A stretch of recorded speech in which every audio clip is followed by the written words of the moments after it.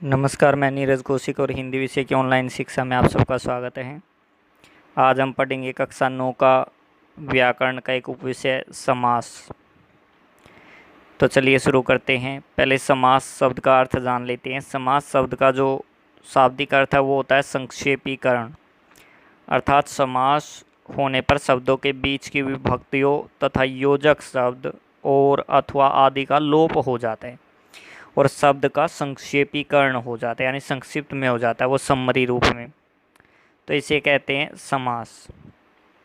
समास की अगर विशेषताएं देखें तो इसमें दो पदों का योग होता है। दो पद मिलकर एक नए पद का रूप धारण कर लेते हैं जिसे समस्त पद कहा जाता है। समस्त पद जो होता है उसमें पहला पद जो है वो पूर्व पद कहलाता है और बाद का पद उत्तर पद या गौण पद या दूसरा पद कहलाता है।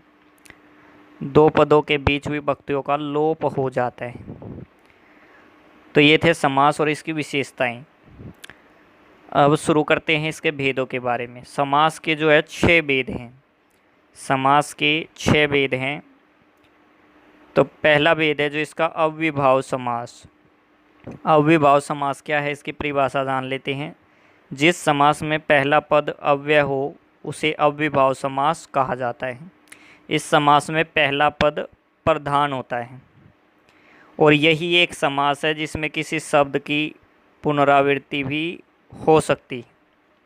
इसके कई उदाहरण हैं, जैसे अगर देखें समस्त पद में आजीवन, एक समस्त पद है आजीवन समास। इसका अगर फैलाकर जब हम इनका विस्तार से अर्थ लिखते हैं उसे कहते हैं समास विग्रह करना।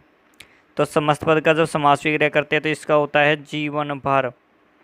ऐसे ही आमरण, इसका हो जाएगा मरण तक, यानी इसमें अव्यय जो है वो उपसर्ग की तरह जुड़ते हैं इस समास में। तो ये होते हैं अजन्मा, जिसका समास विग्रह होगा बिना जन्मी, यह है अविभाव समास। ऐसे ही कुछ और उदाहरण है, जैसे यथा संभव, जैसा संभव हो। यथा विधि अर्थात विधि के अनुसार। यथा शक्ति, शक्ति के अनुसार। प्रतिदिन, हर दिन। हाथों हाथ, देखिए शब्दों की पुनरावृत्ति हो रही है। हाथों हाथ यानी हाथ ही हाथ में। दिनों दिन अर्थात दिन ही दिन में। बेकाम, काम के बिना। रातों रात, रात ही रात में। यथाशीघ्र, जितना शीघ्र हो। तो इस तरह के जो उदाहरण हैं ये अव्ययभाव समास के उदाहरण हैं। तो आपको याद रखना, अव्ययभाव समास में पहला पद प्रधान होता है, पहला पद अव्यय होता है। पहला पद के जो अव्यय है वो उपसर्ग की तरह जुड़े होते हैं शब्दों में, और शब्द की पुनरावृत्ति केवल इसी समास में हो सकती है।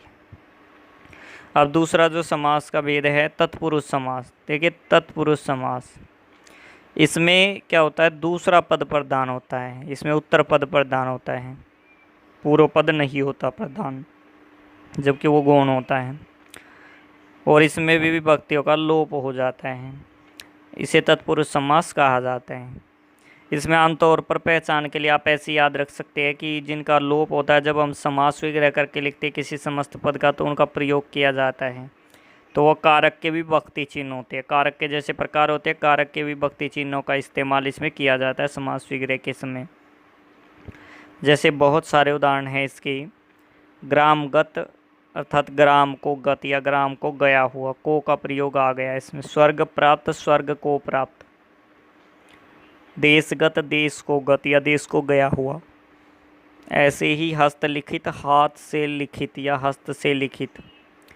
तुलसीकृत, तुलसी द्वारा कृत या तुलसी के द्वारा किया हुआ। अकाल पीड़ित, अकाल से पीड़ित, देखिए से का लोप था इसमें।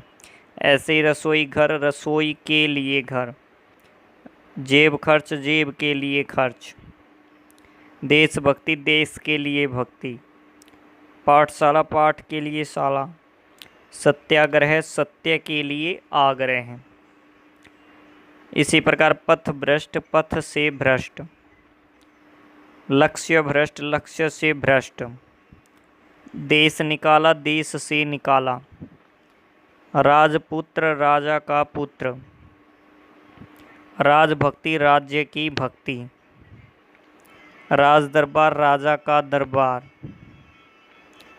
कर्मवीर, कर्म में वीर।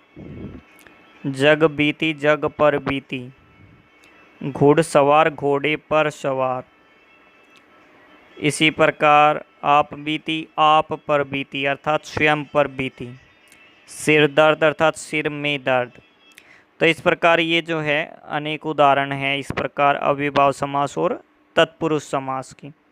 तत्पुरुष समास में कारक विभक्तियों का प्रयोग किया जाता है समास विग्रह के समय, और जब उसका समस्त पद बनता है तो कारक विभक्तियों का लोप पाया जाता है। इसमें दूसरा पद प्रधान होता है और प्रथम पद गौण रहता है। तो ये इसकी पहचान थी। तो अव्ययभाव और तत्पुरुष आपको समझ में आ गया होगा।